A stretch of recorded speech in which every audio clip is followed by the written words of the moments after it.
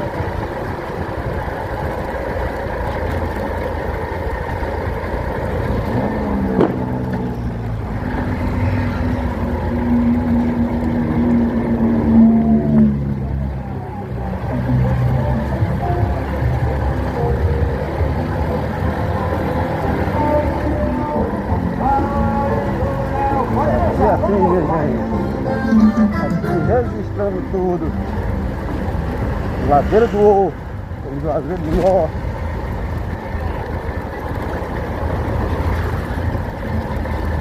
Aqui ainda existe a tradição, como as ruas não são asfaltadas, o pessoal ainda consegue manter a tradição da fogueira em plena noite de São João, São Pedro e também Santo Antônio. Festas juninas aqui na nossa cidade, aqui no Cariri, no Ceará.